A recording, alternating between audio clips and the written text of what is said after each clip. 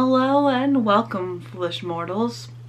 I would like, if I may, to take you on a strange journey. By this point, we can all agree that Disney, at least in its current state, doesn't like to be scary. Recently, they announced adding a new villain-centric land, which is a clear response to the competition with Universal's Dark Universe in their upcoming Epic Universe park. Although the presence of Halloween mazes have appeared in the past over at Disney's Asian parks, it has never appeared in the Western world yet. I wish that Disney would do haunted mazes. I wish that they would do a little bit more edgy for the people that want it while still keeping it family friendly. And they have so much material that they could pull from that they could do it so well. I know I mentioned this in other videos where they have done haunted mazes within China, and those look phenomenal. I wish I could go. They've done a Monsters Inc. maze, which is perfection. It still has that family-friendly atmosphere to it, but spooky and a little bit edgier.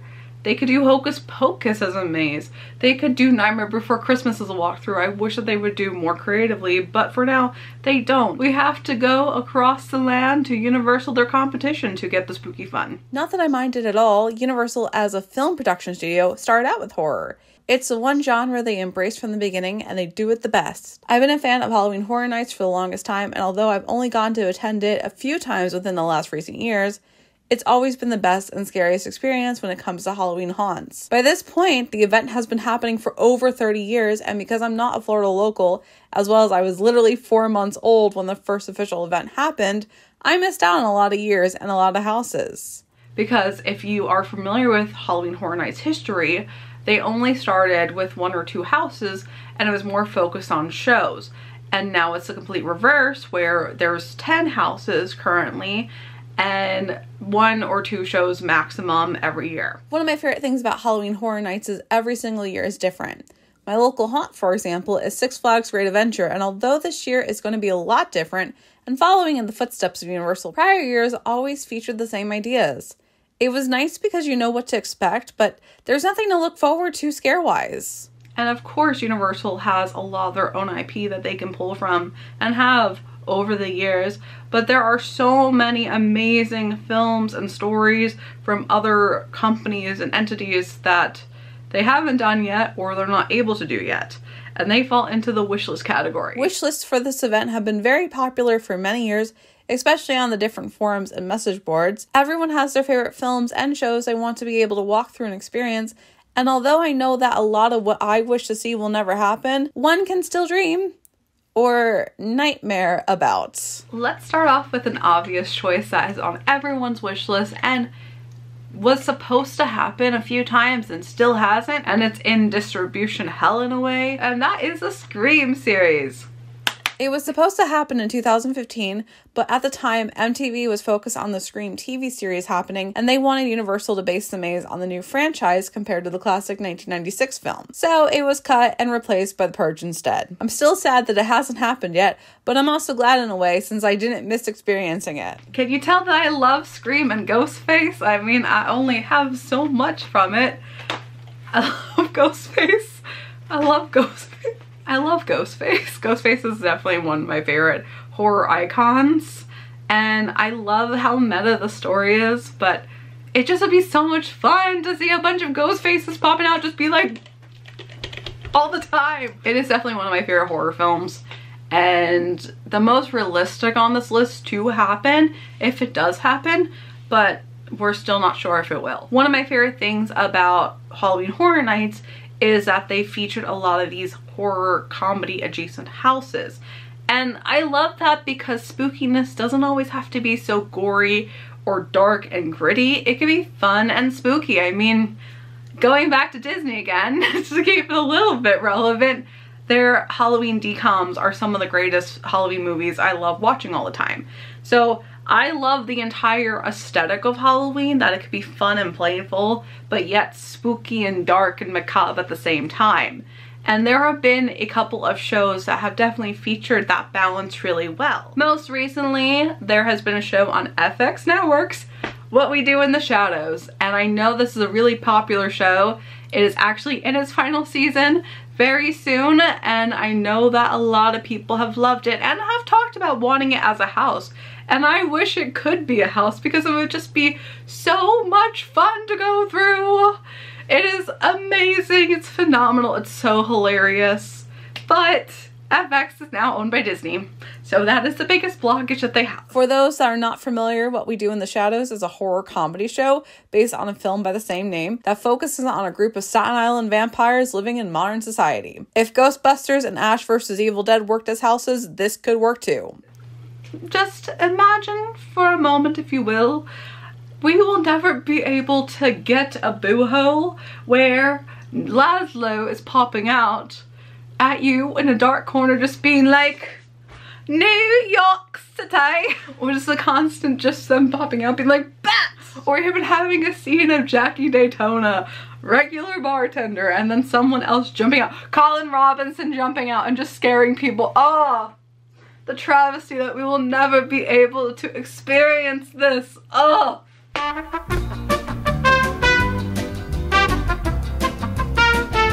I think it goes without saying that us 90 kids were really spoiled by horror, especially children's horror. And at the same time, we also had so much syndication from the 50s and 60s horror that was on TV, and 70s of course. We also had the Twilight Zone. I feel like that was a lot of people's first introduction into horror. For an anthology series, it is one of the greatest classics of its time. And I understand going into this as a house, there is already the blockage again from Disney because of the Twilight Zone Tower of Terror. One of my favorite things about Twilight Zone Tower of Terror is how dedicated they are to all the Easter eggs around the hotel. They do such an amazing job referencing to a lot of different episodes, and it's all within that building. I love the aesthetic of the ride. I love the atmosphere of the ride. I just don't like drop towers. So for me to enjoy riding it is very far and few between. Ride mechanic wise, it's not my favorite, but I appreciate the artistry and I appreciate the dedication to the brand itself. That all being said, I really wish this could be a house for horror nights, and I'll explain why. Imagine, if you will, an experience. A dimension of sound, a dimension of sight, a dimension of mind. You would be the only people in color surrounded by characters of all shapes and sizes in black and white. I think in a way we were really lucky to get Boris Schuster and the legendary Truth house for Halloween Horror Nights. And it was a crazy house because it was so many different cases here and there.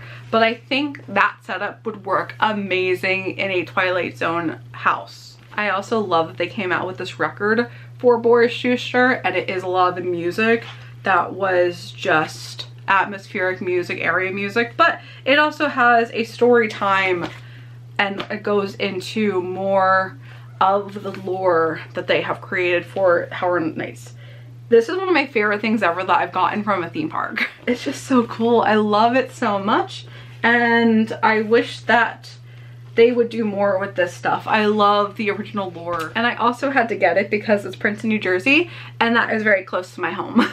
So I got so excited that it is a hometown thing for me. So yes, it would be easy to pull together to make a fun, unique, and scary house. Have a section where all the monsters from the Eye of the Beholder pop out, the aliens from To Serve Man, Talking Tina and the Dummy, the people that turned into the Jack-in-the-Boxes from It's a Good Life. There's so many options you could take. Of course, again, it'll never happen because it's licensed within a Disney park, but this would be such an amazing house to walk through if it could happen. But for now, we'll move on to something that has been at Horror Nights before. I understand this as a house might seem very controversial, and you might be questioning, how would they even do that? How would they even make it scary? And I understand that. I mean, I could question that too, but this is just me putting it out there because I want it back in some way, even though they used to have a tribute show that I was way too young to even know about when it was happening. Okay, just kidding. I thought it was happening when the event first started. According to the HHN Wiki, I found it started back in 2007. When I was already a giant fan of the film. So this was me just not paying attention and not knowing what was happening within the theme parks in Orlando around this time. I was a teenager and wasn't interested in Disney at this time. No, instead I was obsessed with theater and My Chemical Romance, among other things. Rocky Horror Picture Show. Can we please have this back in the parks? And I understand that it also is 20th Century Fox and therefore now Disney owns it. And I also did a review about that when I was doing all my Disney reviews. So if you want to see it and see how Frankenfurter is technically a Disney princess right now, link in the description below. But yes, also one of my favorite musicals and movies of all time. It's so weird and fun. And I think this would be such a great house to walk through, especially if they're portraying the story. Yes, it would be another horror comedy house, but just something so much fun to go through. The movie is creepy enough scenery-wise, and there would be plenty of characters that could jump out and scare. Even Frankenfurter, Magenta, and Columbia and their scrubs would make great scares. And then if you have a room with all the statues before the floor show, you could have the fake statues, but then you could also have people mixed in looking like the statue just jumping out too. Brilliance. Brilliance. Please.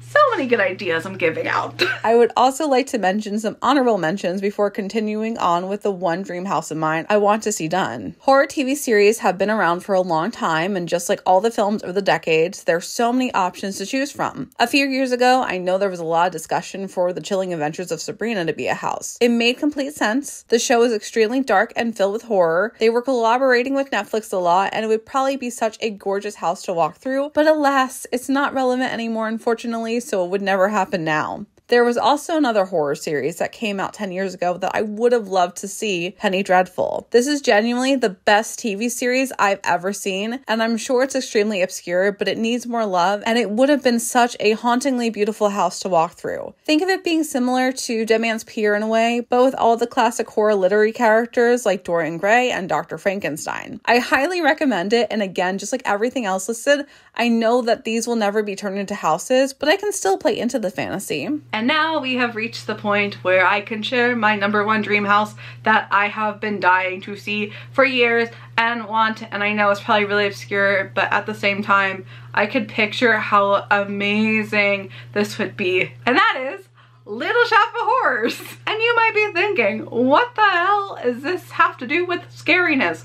But listen, it's Little Shop of Horrors. Horror is in the title. It works. And I will tell you why. Again, another horror comedy house idea, but personally, I'm not a fan of the crazy amount of gore some of the houses do. I know that's what HHN can be known for, but don't underestimate that this wouldn't be a fun, scary house. The amount of Audrey 2s getting bigger and bigger as you walk through the house is scary enough. Seeing Orin jump out in his dentist gear would give some great scares as well. If Ghostbusters works, then Little Shop of Horrors can work.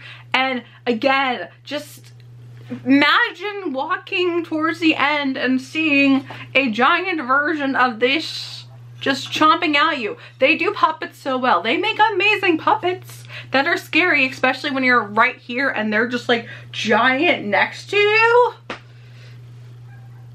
That would be scary to walk through. It would be so much fun, and they would have amazing music to walk through. But yeah, and that would also catch you off, because then you'll be jamming along, you'll be bopping along to be like Little Shop, and then boom, and then like scaring and everything. Perfect. We need some more Broadway horror adjacent houses. That would also bring another type of crowd in. They want to expand, they want to diversify. So there you go, Little Shop of Horrors, okay?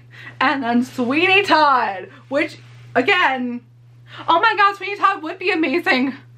Oh, I know it's obscure theater kid media, but come on, imagine, okay? Where's my knife? We're gonna pretend that this is a razor blade, okay? But just imagine with me for a moment. You're walking through and all of a sudden through the boo hole be like, boo! And then be like, there we go. And it's a razor and be like, oh, would you care for a shave? Come for a shave. And then show that, oh my god. Ugh! Sweeney Todd, Little Shop of Horrors, but mainly Little Shop of Horrors is #1, but I would love Sweeney Todd. Please make my theater kid dreams come true. Let me set the scene, let's set the scene. All right. Beautiful London Victorian facade. Oh my god, why haven't they done that? Fleet Street. Oh my god. It doesn't have to be based off the musical, it can be based off the book. It is based on a Penny Dreadful, which was the book. Oh my gosh, it'd be so good because you could actually show the goriness of him slicing the razor across people and then just being like, ah! agony, and just pretending that you have to escape from him, and he would be like, oh no, you are coming in for a shave, come with me. And then you see the fire, and then you see the end result of them getting thrown into the fire, and then, you know.